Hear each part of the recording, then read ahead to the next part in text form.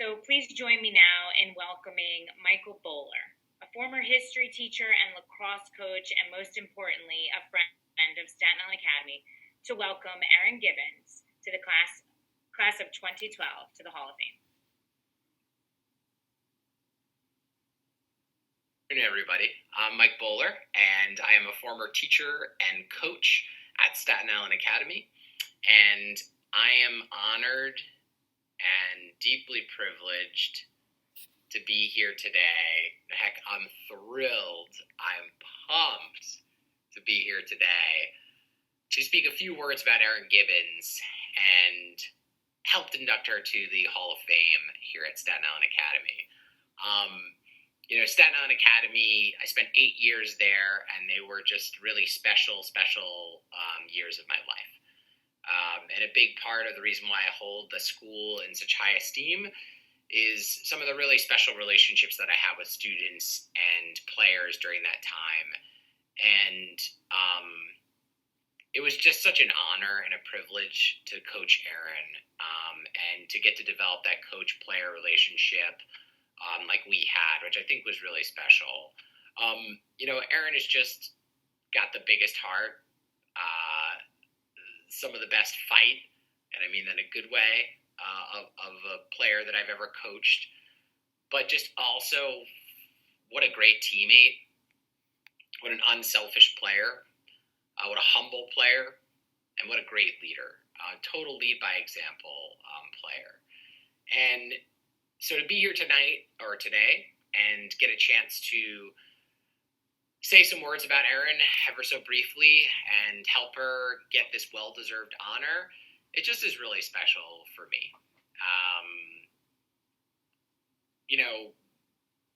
There are so many athletic accomplishments that I could speak about with Erin, but I wanted to start with maybe the lighter side, because I think one of the great things about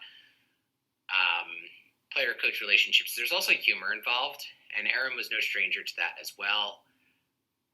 Such fun time, a lot of laughs mixed in with the hard work, whether that's her and the Avis sisters coining the term Gavis, which was a goal or assist scored by either a Avis to a Gibbons. I don't know if that's still trademarked. I think they were looking into that. We'll see if I don't know if that went anywhere. I know they used to also like to do their swag surfing after goals, which, boy, these were some cool people. They were like way ahead of the dab. I think they technically claim on Wikipedia that they invented it.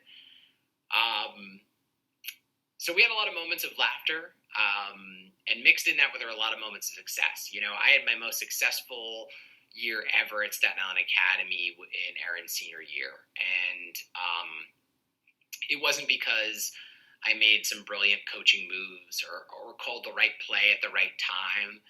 It was really all Erin.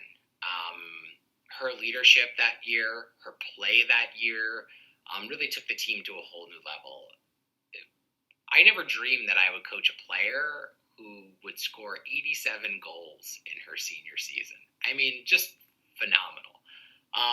A player who would get New York Post all-city first team, an honor that had never happened before at Staten Island Academy in lacrosse.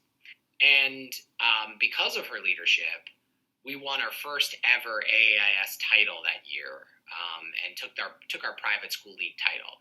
I think that when we're thinking about this honor of being inducted to the Hall of Fame, it's not just about being a dominant athlete, but it's also about being sort of like a phenomenal person and a phenomenal leader. And she was both of those things. And so I have nothing but respect and love for you, Erin, and I'm so proud of you and so proud of what you've accomplished and so proud that you're getting honored here and so glad I could be doing it at Staten Island Academy, which I have so much love for. Congratulations.